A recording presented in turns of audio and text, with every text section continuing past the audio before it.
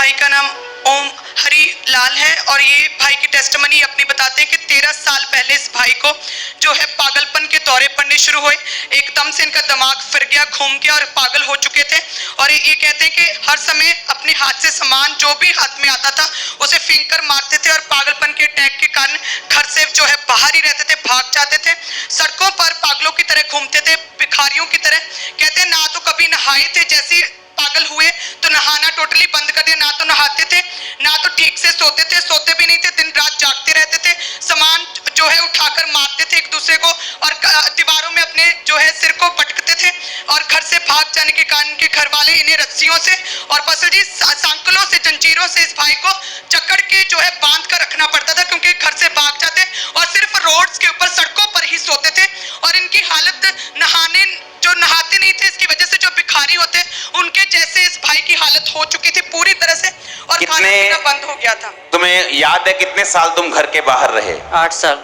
घर के बाहर? हाँ जी। और खाना कौन देता था? जो भी दे देते थे वो खा लेता था। मतलब जो भी रास्ते में भिखारी की तरह कुछ मिल जाए? हाँ जी। और कितने साल नहीं नहाए? 4-5 साल 8 साल ऐसे तो जहाँ कभी पानी मिल गया बरसात में भींज के वो बस।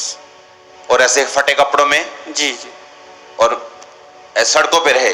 हाँ जी। जंगलों में रहे? हाँ जी। और पसल जी कहते कि जिस किसी की दया होती थी इसके हाथ में कुछ रख देता था, बस वही खाता था। और सालों तक कोई भी नहीं नहाया नहीं। 8 साल घर से जो है बाहर रहा और घर वालों ने बहुत ढूंढा और कहते कि उन्होंने इश्तिहार, जो गुमशुदा के इश्तिहार लगा दिए इसकी फोटो के साथ। और लगातार 8 साल इस भाई को ढूंढते रहे घर वाले। और पसल जी पोस्टर्स के ऊपर भी कहते कि 2.5 लाख तक खर्चा कर दिया। लगातार हम अपने बच्चे को ढूंढते रहे लेकिन नहीं मिला। इनके जो मम्मी डैडी थे वो पोस्टर्स लगाते थे इसके। मम्मी है इसके? आए डैडी आए हैं कोई? मम्मी डैडी इसके जो इसके किस जगह का है ये? मध्य प्रदेश का। कौन सा भाई आपका शहर, गांव कौन सा है? जिला देवास, ग्राम बालिया, तहसील सतवास। और मध्य प्रदेश में? जी।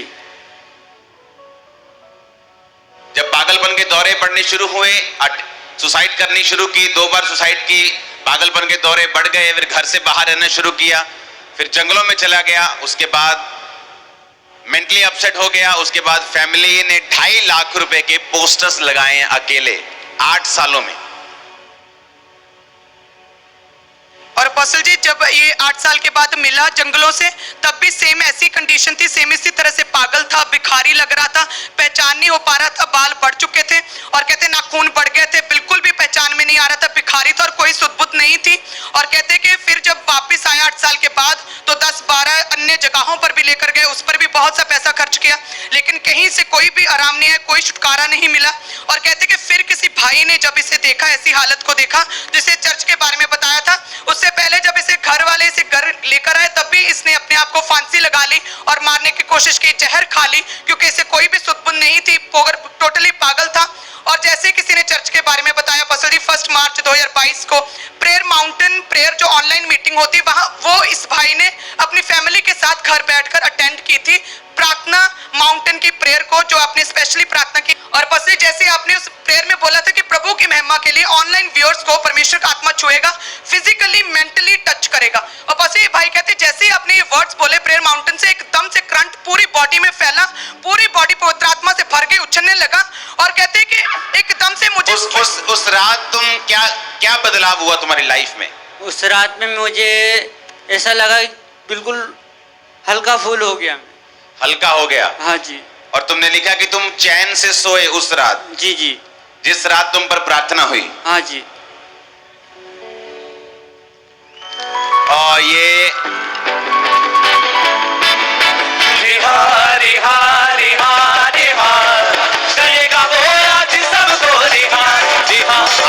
आपके दोस्त लोग, आपके मोहल्ला, आपका गांव, आपका शहर क्या कहता है जब आप उनको मालूम हुआ कि प्रभु यीशु ने आपको पागलपन से छुटकारा दिया है?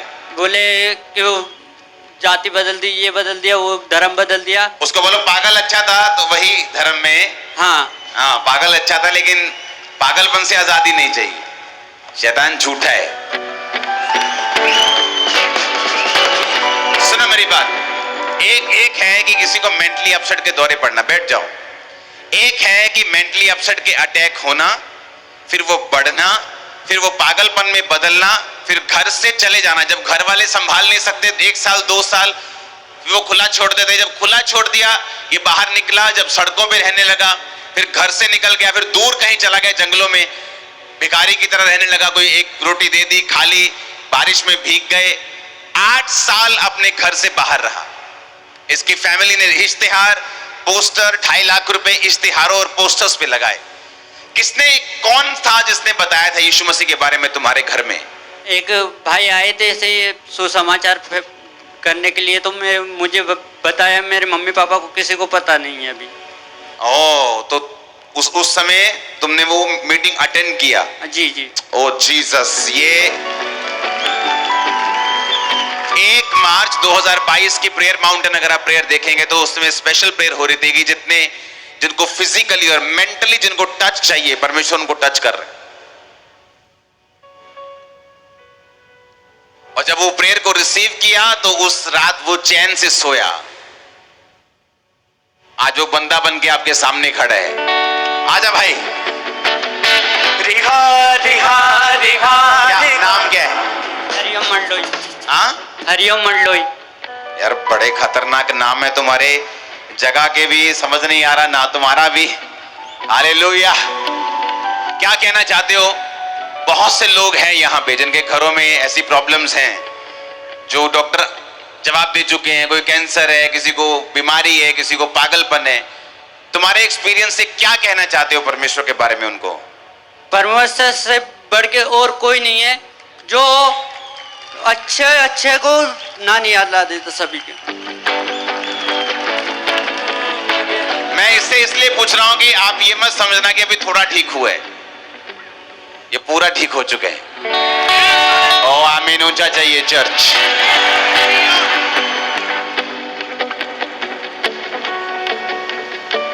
इसलिए मैं कहता हूं जब आप सुसमाचार सुनाने जाते हो ना, आपको नहीं मालूम किस व्यक्ति की लाइफ में आपका काम हो रहा है।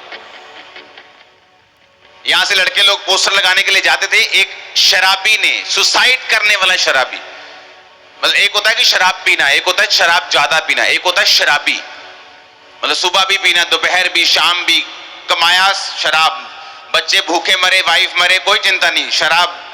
वो शराबी ऐसे बैठा नाली के पास और ऐसे दीवार पर पोस्टर देख रहा है चर्च का। और जब उसने पोस्टर देखा उसको कुछ टच हुआ, उसे लगा कि ये क्या चीज है, और चर्च में आया, शराब छूटी। और जीसस। जब दुष्ट आत्मा आपकी लाइफ में काम कर रहा होता है, वो पागलपन के रूप में हो सकता है, वो नशे के रूप में हो सकता है, वो कैंसर के रूप में हो सकता है। और जैसे ही आप अपने आप को परमेश्वर के सामने खुला रखते हैं, अब मेरे को थोड़ी मालूम है प्रेयर माउंटेन में, मैं आपको बोल रहा हूं प्रेयर माउंटेन जब हम प्रेयर करते हैं हमें मालूम होता है कि बंधन टूट रहे हैं, किसी की लाइफ में काम हो रहा है, कहीं ना कहीं परमेश्वर का आत्मा लोगों की लाइफ को टच कर रहा है और छू रहा है, उन्हें आजाद कर रहा है। इस भाई के लिए खड़े होकर खुदाबंद की जोर से तारीफ करो। रिहा रिहा रिहा रिहा करेगा वो आज सबको रिहा रिहा रिहा रिहा रिहा करेगा वो आज सबको रिहा। मेरी प्रार्थना है ये इस्तेमाल हो यीशु मसीह के नाम में। हालेलुया। जोर से हमारे YouTube चैनल को सब्सक्राइब करें ताकि आप